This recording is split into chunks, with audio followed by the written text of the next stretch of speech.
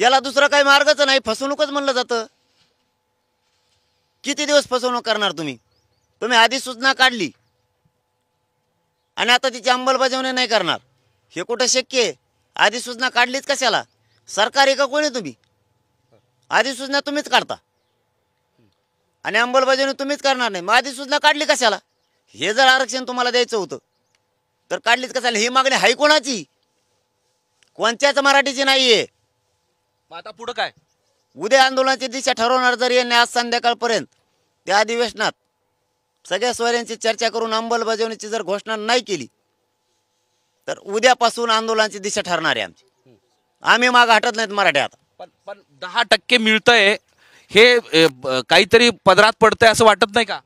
100-150 जणाला दोघा तिघाची मागणी आहे ती, त्यांच्या अट्टापायी त्यांना पाहिजे फक्त ते. पण त्याच्यात मराठ्यांच्या पोराचं वाटलं होणार आहे.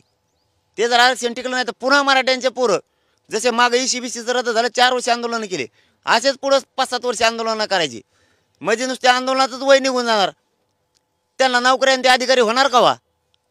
इथं आमचं टिकणारं आरक्षण आहे हक्काचं ओबीसीतलं, त्या आरक्षणाची अधिसूचना तुम्ही काढली, त्याच्याबद्दलची अंमलबजावणी आम्हाला पाहिजे, बाकीचं आम्हाला काही कळत नाही. नाही, पण हे टिकवणार असं कायद्याच्या चौकटीत असलं आरक्षण देणार आणि टिकवणार असं सरकारने सांगितलेलं आहे. अरे पण आम्हाला नाही ना पाहिजे ते.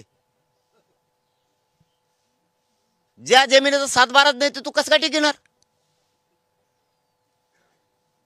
ज्या जमिनीचा 7/12 तेच कोर्टात टिकणार की ही जमीन तुझी, ही ताबा कर. ते टिकतच नाहीये, ते तू बार देणार, ते 50%च्या वर जात आहे. इंदिरा आणि जजमेंट सांगतं 50%च्या वर आरक्षण टिकत नाही. अरे मराठे हुशार झाले बाबा आता. इथून मागे तुम्ही आम्हाला तेच शिकलं, आम्ही टिकणारं दिलंय. ECBC टिकणारच होतं, कमून वाटलं झालं मराठ्यांच्या पोराचं. आजही पोर आंदोलन करतात ते.